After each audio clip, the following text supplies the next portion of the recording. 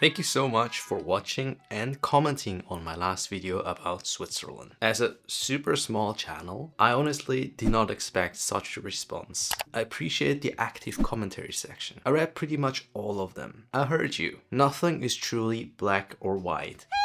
There are always some nuances. But to make the video a bit shorter, the nuances unfortunately got cut. So for this video, I changed the structure a little bit. There's gonna be the good and the bad points, just like the previous video. But then additionally, there will be the flip side because every coin has two sides. There will be the exception that kind of proves the rule. Salaries. Switzerland has some of the highest salaries in the world. A cashier at the grocery store in Zurich might earn more than a manager in other countries. Switzerland also has a comparatively low percentage of low-wage employment. According to this study, low-wage jobs account for about 10% of the workforce. But here's the catch. Switzerland, as mentioned in my last video, is one of the most expensive countries. That high salary, it disappears quickly. As a result, there's a very high economic pressure that makes you dependent on that high salary. Luckily, in case of job loss, there is unemployment benefit that pays up to 80% of your salary for a maximum of 2 years. And while income inequality has been on the radar of politics, the inequality of wealth is even more stark. The exception? Apprenticeships. The OG cheap labor before EU immigration. Many young Swiss enter the workforce through vocational training, earning a modest pay while gaining practical skills.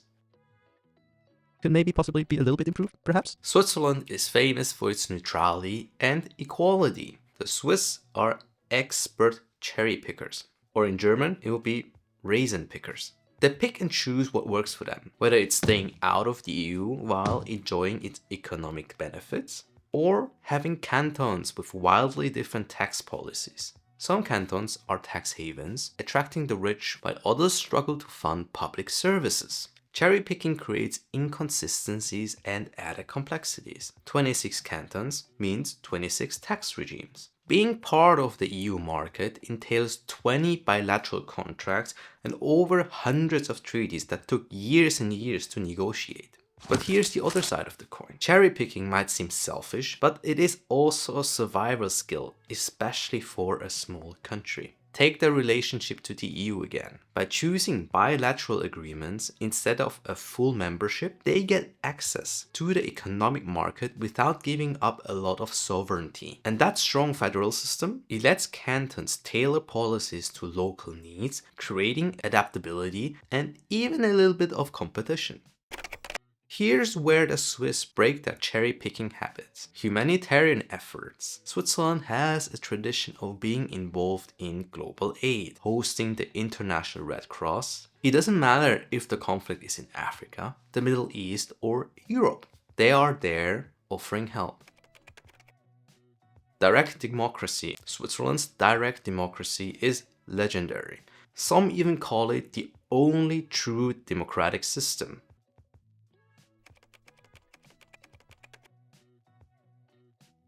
Citizens can vote on nearly anything, laws, policies, or even banning minarets. It gives people real power, ensuring that decisions reflect the will of the majority, in theory. The flip side, as a voter, it requires a non-insubstantial amount of time, commitment, and involvement to be on top of the voting material. The government usually does a good job to provide unbiased and sufficient material for you to make an educated and informed vote.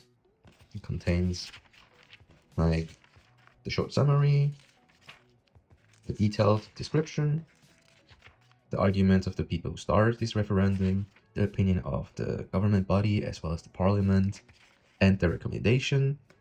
And then you have the proposed legal framework. And it even comes with an app. Voting happens about 4 times a year. Didn't I just vote? While direct democracy is often seen as the non-plus-ultra on how to run a democratic country, yet voter turnout for referendums is consistently below 50%. This suggests that many Swiss citizens do not actively participate in direct democracy. What good is it to have a direct democracy when people don't actually vote? Could maybe possibly be a little bit improved, perhaps? The weather, it's not great. Switzerland might be famous for its stunning mountains, if you can see them. Summer can be nice, but it is also the wettest time of the year. And let's not forget the grey, foggy, and gloomy days in the colder months that seem to last forever. And these gloomy days also have an impact on people's mood. What about the snow? The magical white powder. No, not this one. The magical white powder that will be snorted. Wait, what? This magical white powder will turn into grey, wet, cold, disgusting slush after a few hours in most places. The flip side, there are 4 distinct seasons, if you are into these kind of things. There is a saying, there's no bad weather, only bad clothes. There is a place in Switzerland where the weather truly shines, at least for my taste. Ticino. This southern region enjoys a Mediterranean climate with plenty of sunshine, warmer temperatures and even palm trees. Education system in Switzerland. Switzerland's education system is accessible, affordable and delivers good basic education.